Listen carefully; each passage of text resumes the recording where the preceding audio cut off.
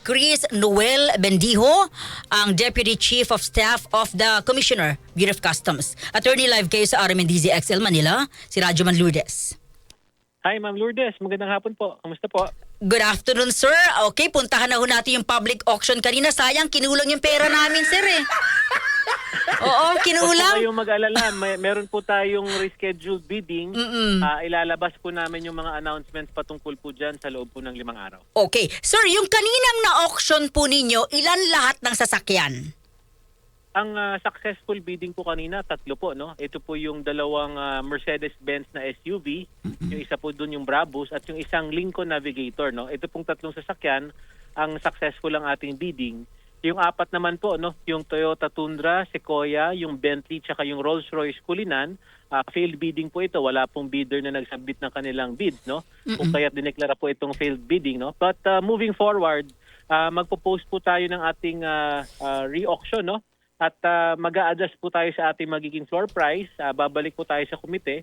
Iko-compute po natin ulit yung magiging floor price sa ating mga susunod na magiging auction. Okay, sa 3 successful na nabili sa bidding, sir, may tanong kasi yung marami nating kababayan. Paano raw niyo natiyak na yung bumili ng 3 ito ay hindi rin tropa na itong pinanggalingan ng sasakyan? Tama po yan, no? Sa kanilang registration, bukod sa kanilang pagbabayad ng registration fee na 5,050 pesos, ni-require din po natin sila na magsumite ng kanilang mga ITRs at na kanilang mga business tax returns, no? At kinilatis po natin ito upang matiyak ang 2 bagay. Una, ma-establish po natin na meron po talaga silang purchasing power, no? Ibig sabihin, hindi po sila naging dummy ng kung sino man na binigyan lamang po ng pera upang mag-participate sa ating auction. Ikalawa, matiyak po natin na hindi sila sasaklaw doon sa prohibition sa ilalim ng CAO 3-2020, no? Na hindi po sila kawani ng BOC, hindi po sila yung forwarder, importer, consignee at nagmamayari po ng mga smuggled na sasakyan na subject for auction. So talagang meron naman po tayong vetting process upang matiyak kung sino po yung mga nag-participate na bidders kanina. Hindi lang po individual, pwede po bang company or group? Pwede po, pero kahit po mag-submit tayo ng group, no, or sa company, kailangan po natin yung impormasyon ng mga individual na bumubuo sa kumpanya sa pamamagitan po ng pagsumite ng kanilang mga GIS. Magkano po yung labas? Magkano po yung nalikom po ninyo sa nangyaring bidding kanina? Para sa 3 sasakyan po lamang, Ma'am Lourdes, no, meron po tayong na-generate na 38,211,710 pesos. At doon naman po sa mga registration fees, nakalikom po tayo ng 40,000 mahigit, no?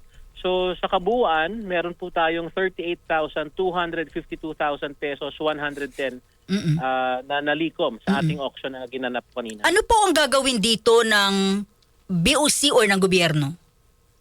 Ito pong lahat po ng proceeds, no, sa lahat ng ating magiging auction ay magiging bahagi po ng tinatawag nating forfeiture fund, no? Ito pong forfeiture fund, hindi po ito pwedeng galawin or gamitin ng Bureau of Customs.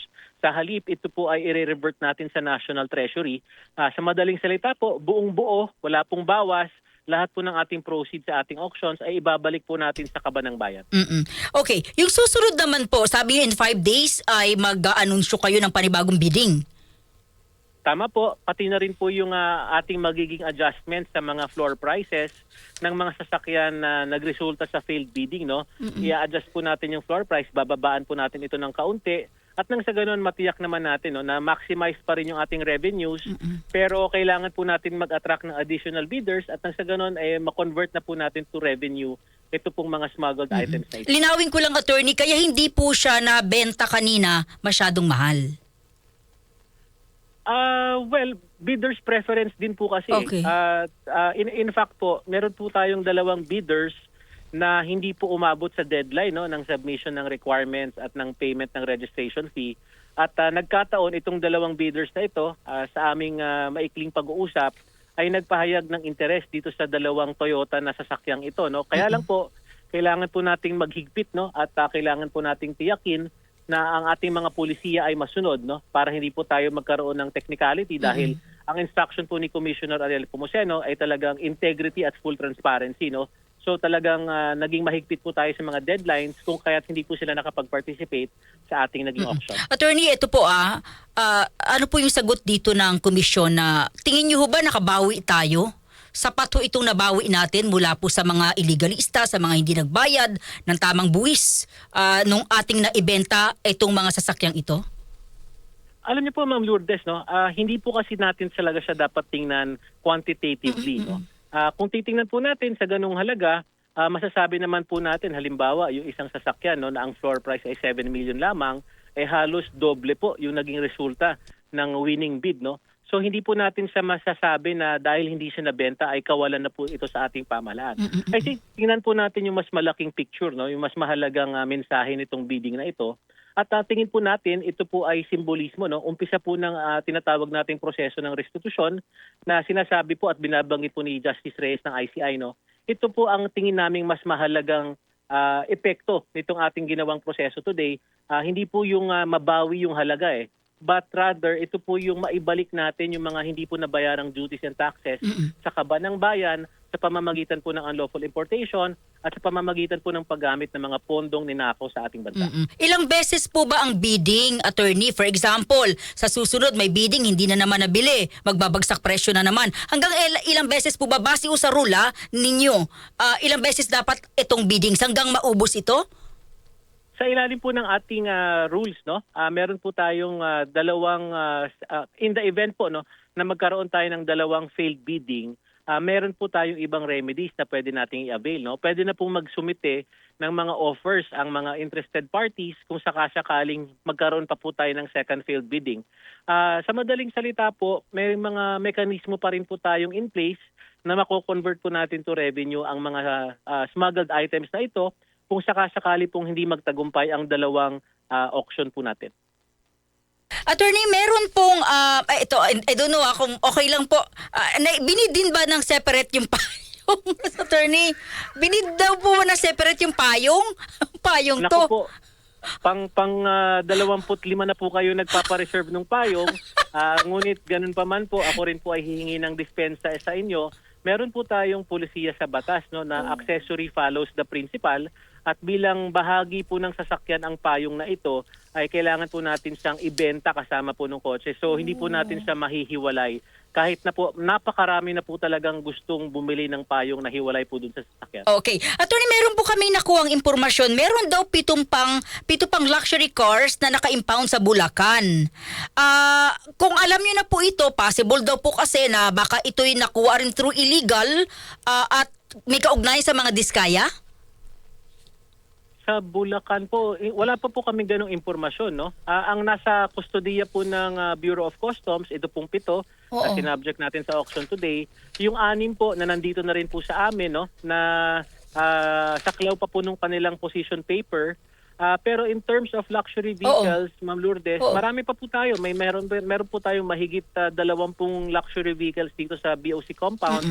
At iniintay na lang po yung mga final steps sa ating legal process kung ito po ay ma-forfeit in favor of the government. At eventually po, lahat naman ng ito, kung sakali talagang forfeiture po ang desisyon, ay ipapasubasta po natin dahil ang direksyon po ng ating commissioner ay gawing revenue ang mga ganitong items na upang makatulong naman tayo sa ating pondo. Dahil alam naman po natin, no, talagang meron tayong kakapusan sa pondo at ayaw na po natin makadagdag sa ating national debt. Sir, masa 20 pala. So, sorry ha, bakit inuna yung sa diskaya? Ito pong 7 na subject dito sa ating auction ng mga diskaya, no, meron na po kasi silang sinabit na affidavit of voluntary forfeiture. Bukod pa po dun sa ating findings na ito pong 7 to, wala pong import entry at wala rin pong certificate of payment. Kung kaya't ito po ay nauna. Yung pong mahigit na 20 kasama po yung 6 pa po no na pag-aari po ng mga diskaya, meron pa po siyang mga prosesong pinagdadaanan no. Iniintay po natin yung desisyon ng ating legal division kung ito po ay talagang for forfeiture ng ating pamahalaan. Oo. Ngayon, ano pong nagawa na po ng BOC sa mga responsable sa pagkakapasok ng mga luxury vehicles na ito?